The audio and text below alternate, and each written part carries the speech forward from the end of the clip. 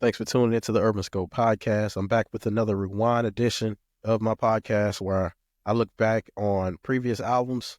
And today I will be covering Missy Elliott's Super Duper Fly. Now, this album was released in 1997. Now, it's one of those albums that had a slow start because it was her first album. So she was just kind of getting herself out there. She had previous experience with singles and things like that.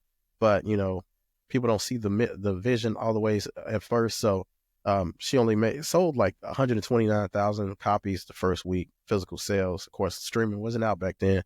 But she went on to go platinum off this album, which is kind of, I thought would have did a lot more because this was an amazing body of work, sonically as well, not just from a lyricism standpoint. But another interesting fact about this album that she recorded it in only 2 weeks. Usually people work on albums for months, years, at a time. But to put out an album like this in 2 weeks, what would she would have done with a couple of months? I'm not sure why it was only recorded in 2 weeks. Maybe she already had some of the stuff already recorded, but interesting to see that it was only recorded in 2 weeks. But that just shows you the creative mind of Missy Misdemeanor Elliott. Uh, she was a Virginia, or she is a Virginia artist in that same mold of Lauryn Hill. And then when you go forward to now, you have artists like Drake and artists like that or even Ja Rule, who had these songs. They had raps, but they had these melodic hooks and they had melody incorporated into their songs. So you couldn't really box them in one spot.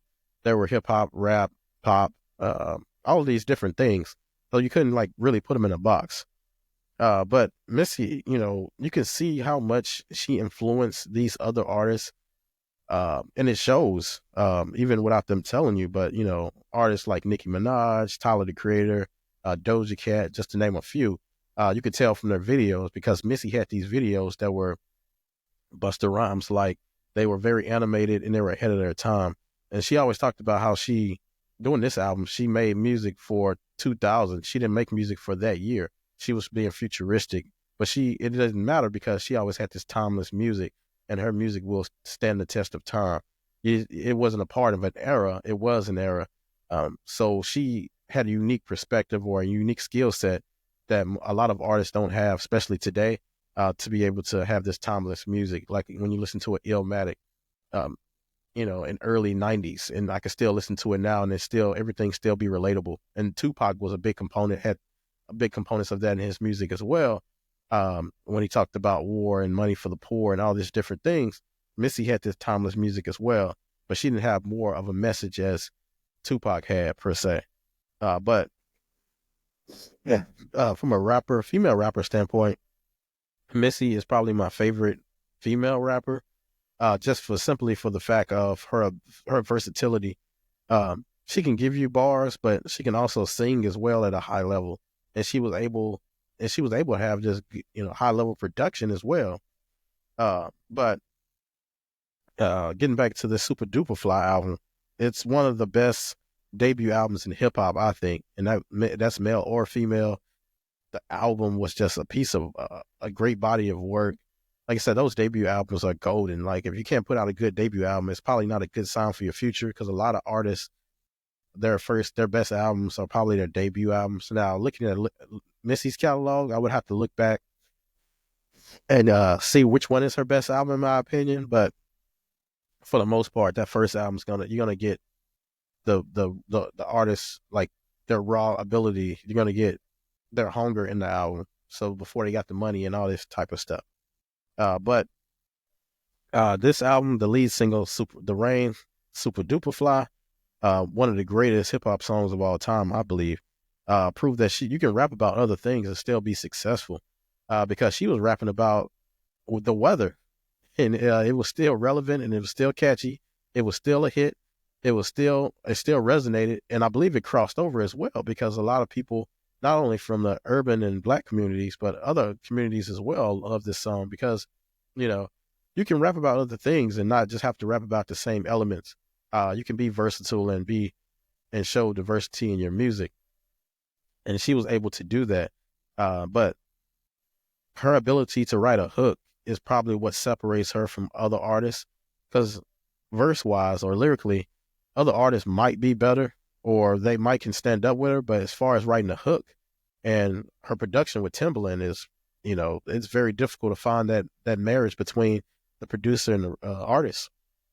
And she always had Timbaland for the most part, and she had Aaliyah next to her as well, especially on this album. But Sock It To Me is another one. A lot of artists have recreated that song and made their own version of it, but that was a very good song with the Brat. The Brat had a good verse on there as well. The Brat is an underrated artist that a lot of people don't talk about. She coming from that So Def camp with Jermaine Dupri and Bow Wow and others, but she doesn't get enough credit for what she has done as an artist. She stepped back from musically for a while, but uh, she is an underrated artist. Then that it's the Best Friend song with Aaliyah, and then Hit 'Em With the He with Lil Kim. Like this album was sonically one of the best albums in hip hop history. That Timbaland sound and Missy to be able to write a hook and be able to write these verses and just make timeless music together. And those VA artists stuck together and they never really had any problems, which is rare to see in hip hop that I'm aware of, at least not publicly they didn't. When you think about those VA artists, you had Timbaland and Magoo, and then you also had, Missy, and then you had Pharrell, and then you had Genuine, who wasn't from VA, but he was from that DMV area, being from DC. So they had a strong unity, especially when it came to music time and being able to help others make hits, because they had that strong love for each other that you can always feel. And when Aaliyah passed away, unfortunately, that Takeaway song that Missy made was very hard catching, and you could tell everyone was hurt doing that song. In the video, you could see the hurt in everybody's faces from losing Aaliyah, and just from having that connection with everybody. But like I said, when you have production from Timbaland and you have Missy on the hook or you have Missy on the verses, then when you think about it, you could throw a Genuine in there, or you can throw Aaliyah in there, or you can throw the Brat, or you could throw all these different artists in there. You're gonna make a hit, and you're gonna make this timeless music because Missy was a timeless artist. She didn't have to be the most famous or the most popular, the most liked, but you had to respect her music. And these artists today are products of Missy Elliott, and this album was the start of that. When you think about a Missy Elliott, a Nicki Minaj, and the energy that she has, that comes from a Busta Rhymes, it comes from a Missy Elliott, and more likely it's Missy Elliott, because I know Lil Wayne came out and said a lot of his inspiration came from Missy Elliott, from her being able to make these songs and have these videos and just have this, freedom in her music to do things she wanted to do and just to try new different things and for it to work. And that's inspiring to all these artists. So this album, like I said, this Super Duper Fly album is one of the greatest of all time in hip hop history. And if you haven't listened to it, it is on these streaming platforms, where it's Apple Music, Spotify, YouTube, whatever. You should just go check it out. But thanks for tuning in. Until next time, I'll see you next time.